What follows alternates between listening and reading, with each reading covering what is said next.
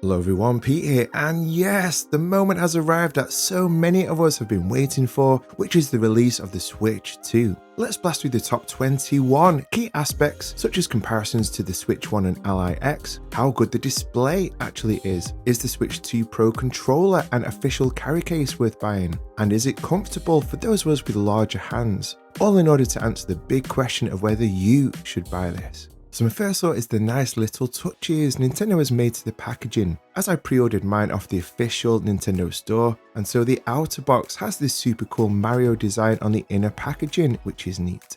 At 2 is that I got the Mario Kart World bundle, and I really do think that this really is the one to get, with the game sold on its own being insanely expensive. That's been well documented, and I'll cover more on this later. For 3, let's see what we get in the box, and on the top level we get the blue left Joy-Con 2 and the red right Joy-Con 2, obviously the Switch 2 itself, and I can't wait to turn this bad boy on in a moment. If you get the Mario Kart World bundle like me, then we do not get the physical cartridge, which surprised me. Just a code to download it, so do not lose this whatever we do. I can imagine so many of these codes getting lost by accident. A simple instruction manual, and the 4K HDMI cable, which I must admit is a pretty decent length.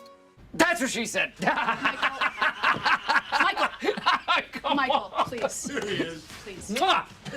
And we also get the 2 Joy-Con 2 straps. Let's now look at what's in the lower section, and we get a USB-C charging cable, the Switch 2 AC adapter, the Joy-Con 2 grip, and the Switch 2 dock, which I'll talk about more in a moment. So first impressions are that all of this looks fantastic, really premium, which it really should be considering the high cost. That again is well documented. I absolutely love my tech gadgets in black, which is why regular viewers to the channel know that I'm a huge fan of the ROG Ally X, for instance. Oh hi Pancake!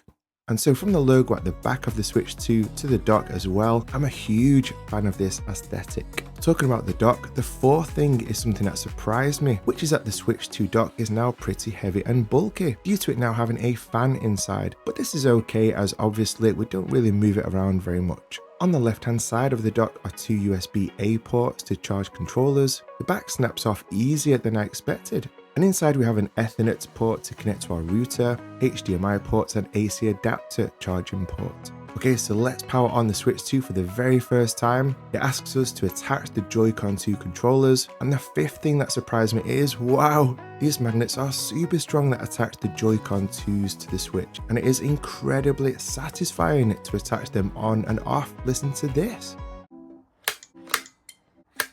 After this we go through the setup process like connecting to Wi-Fi, which I won't bore you with, but at 6, which surprised me, is just how incredibly responsive the keyboard and interface is now compared to the Switch 1, which always felt pretty slow and laggy. At 7 was the first negative for me. Pancake, stop trying to lick the plug. Which is that I really wish the plug socket pins could be bendable, like this awesome travel anchor one they have right here, as I suspect many people like myself will take our Switch and plug socket out and about to use outside of the house. The next screen reminds us of playstyles and using the stand, and so a pleasant surprise for key points 8 is just how much better refined the stand now is on the Switch 2, and I really can see myself using the handheld on a table or my lap due to the much improved stand for the first time ever now. Linked to this at 9 is something this screen also reminds us of, which is that yes, we can now finally charge the Switch 2 from the top of the handheld, which we never could do before on the Switch 1. And this is a fantastic quality of life feature. So after it walking us through the steps to connect to our TV via the dock, a day 1 system update which didn't seem very big to me, at 10 was just how simple it was to transfer our games and data from our old Switch. We simply sign into our Nintendo account. On our old Switch, select the system transfer option in settings, and it took me about 20 minutes to get everything transferred over.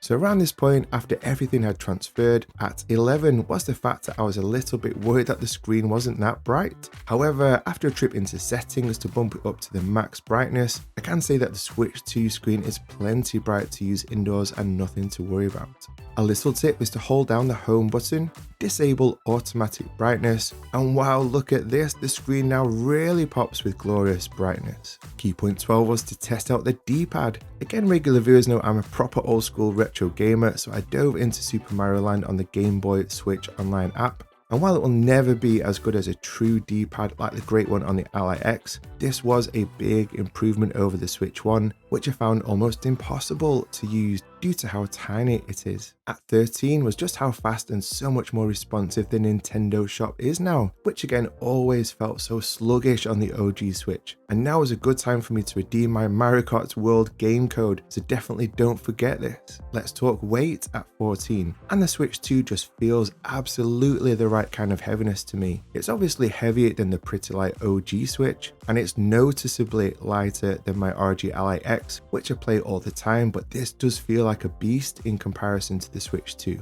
On the subject of comparisons, at 15, let's compare width, and it's kind of remarkable that the Switch 2 has managed to retain the level of thinness that the OG Switch has, which of course is vastly thinner than the sheer bulk provided by the ROG Ally X. At 16, let's talk the new Switch 2 Pro controller. This feels so much smoother than the old version. It feels sleeker. It could be me, but the thumbsticks feel like they have more tension now. The D-pad feels fantastic, and it finally has a headphone jack. Yes, great job Nintendo. And it has two new mappable buttons on the rear too. And even though the high cost of around £75 and dollars does bite, I would say it's definitely a worthy upgrade from the old Switch 1 Pro controllers. Here is the official Switch carry case, and taking out the packaging for the very first time, this looks so good. Love the matching zippers to the Joy-Con 2s. There's a nice mesh compartment inside to store stuff like our wired earphones, and we can keep up to 6 of our Switch cartridges in these dedicated mini pouches here too.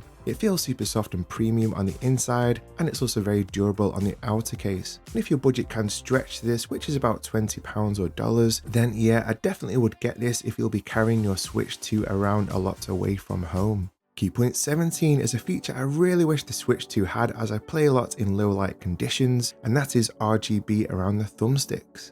I know many gamers probably find this feature tacky and unnecessary, but I absolutely love this on the Ally 2 handheld, and I really do think that it does add nice ambience, but I do understand Nintendo not including it, perhaps for battery and cost saving considerations. Key area 18 is comfort, and man, the Switch 2 feels infinitely more comfier to hold for gamers like me with bigger hands. It really does feel the perfect size now, and not feel like it's made for 7-year-olds hands, and I really can finally see myself being able to game with this now for hours without hand cramps or fatigue, and the thumbsticks are a great size now for adults' hands too. At 19, let's talk battery life, and I'll say that this is very decent and respectable on the Switch 2, as after around 90 minutes of general gaming, it reduced by around about a third, so about 33%, so I'd say anywhere around the 4-hour mark on battery is very doable on the handheld. At 20 is something that really surprised me, in that the speakers in the Switch 2 really pack a punch. Even though they're on the bottom, I was really impressed with how loud, crisp and detailed they are, and I really can see myself not needing to plug in headphones with the Switch 2. At 21, let's talk one of the biggest reasons to upgrade from the OG Switch, which is the display. And all I can say is wow! Even though it's not OLED, I can say that this thing looks absolutely glorious. We finally have a full 1080p 8-inch screen that supports both variable refresh rates called VRR to make our games smoother, and also HDR to make our games really pop. So should you buy the Switch 2? Well, I totally get a lot of gamers being very frustrated with the recent controversies of the Switch 2, like the high price, especially of Mario Kart World, and other stuff too, like the whole game keycard debacle.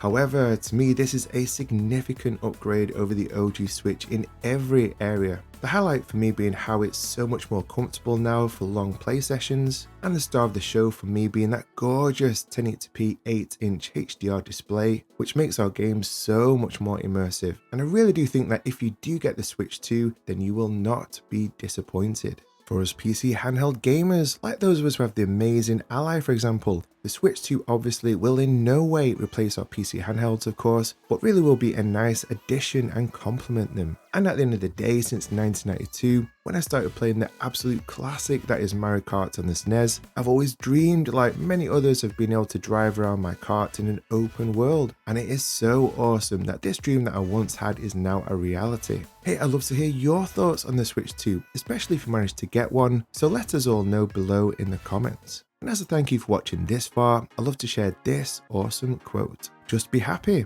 Don't let the little stupid things steal our happiness. Yes, so often the tiny things that really stress us out, like the snarky comments from others or those intrusive thoughts that really get us down. But let's do our best to stay positive and be grateful for the small things in life. So stay encouraged today, guys. And as an extra bonus treat for staying right to the end, here's our gorgeous rescue cat, and her name is Pancake.